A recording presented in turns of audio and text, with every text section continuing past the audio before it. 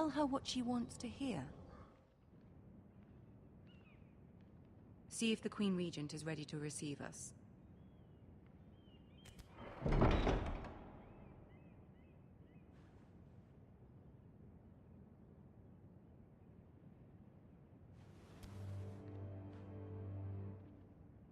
You'll be fine. I know you will.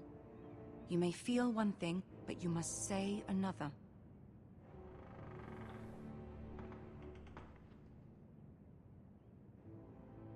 Good luck.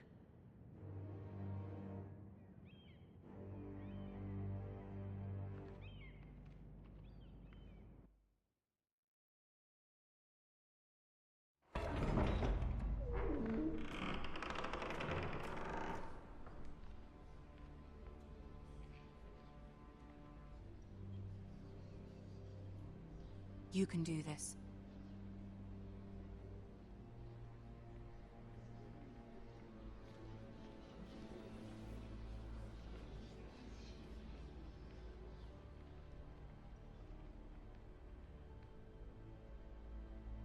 Ah, Lady Marjorie. Aren't you looking lovely this evening? Lord Tyrion. Your Grace? With your permission, allow me to introduce Lady Mira of House Forrester.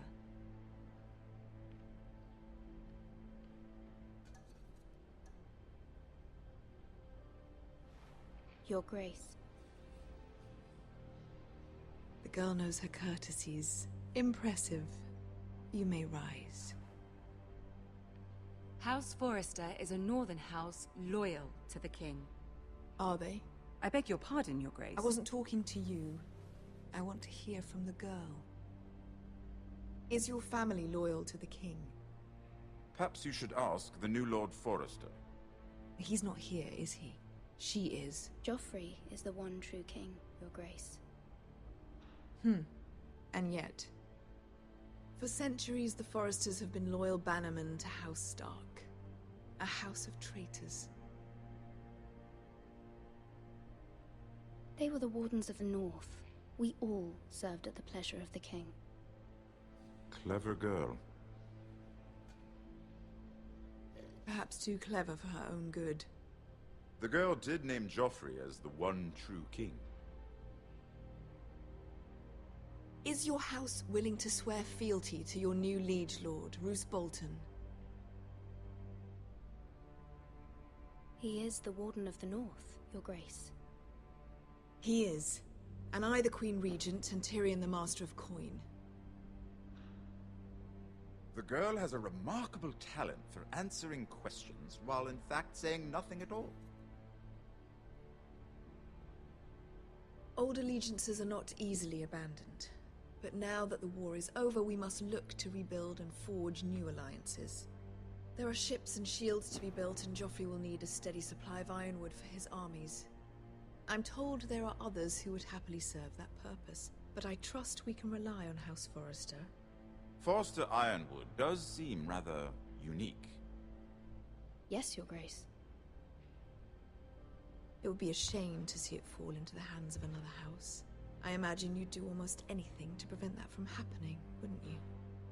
Ask any Lannister, and they'd do whatever was necessary to save Casterly Rock. It would be unfortunate to see another house lay claim to what's yours. I won't dishonor myself, Your Grace. I see. What would you have the girl do, Cersei? It's not as if she fought beside the Starks, wielding a battle axe for the Northern Army. It raises an interesting question, I suppose. Can we truly blame those who end up on the wrong side of the war? Our dear Marjorie here was betrothed to Renly Baratheon on the false assumption that he would one day rule the Seven Kingdoms.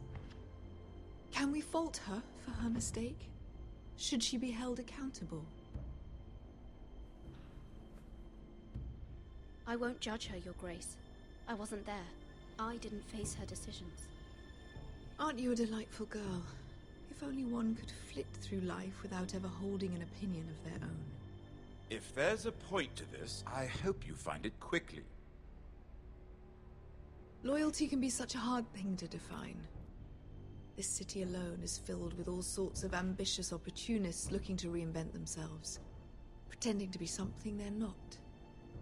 Who knows what lurks within their hearts? You are a girl from the north, here in service to Lady Marjorie. One can only assume her interests are yours. Yet loyalty to a king, that must be absolute, beyond question. And if your loyalties were to become conflicted between your king and the very person whom you serve, what would you do then? I'm sure she would... would... Let the girl answer the question. I must choose Marjorie, Your Grace. I serve at her pleasure. Clearly your handmaiden does not have her priorities straight. She is a threat to the crown, isn't she? The most dangerous handmaiden in all of King's Landing. I'm not quite sure what to make of her. Not surprising, I suppose, for a northern girl, but not very encouraging either. I'd like a word with you, if I may. Of course, Your Grace.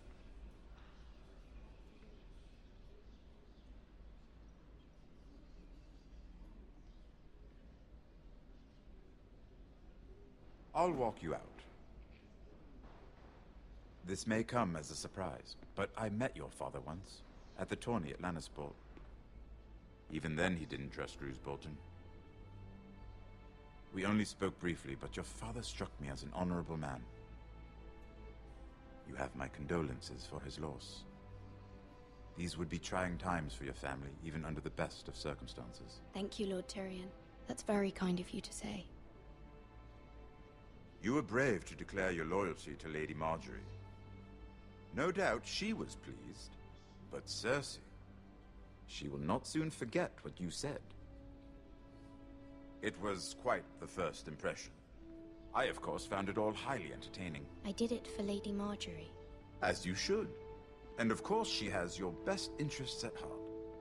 My sister and I have our differences. She takes great pleasure in her little charades. I take mine in thwarting them. We must find our amusements where we can. She threatened to give your ironwood to another house. It is the Master of Coin who decides such matters. The crown needs boats. Boats need wood, and I speak for the crown in this regard, not her. You can help my family. I suppose the crown could be persuaded to secure ironwood from House Forrester. Lady Marjorie might not look favorably on such an alliance, and it would infuriate Cersei. Although what would be amusing for me might prove rather dangerous for you and your house. Are you willing to risk that? It's a risk I'm willing to take, Lord Tyrion. Please. You are a brave girl, aren't you? I'll consider it. Now, if you'll excuse me, I promised Sansa I would join her for dinner tonight. 3 beautiful bottles of Dornish wine await my arrival. The mere thought of them makes me thirsty already. Good night, Lord Tyrion. Just be careful. This is not the North. King's Landing can be a nest of vipers to the uninitiated.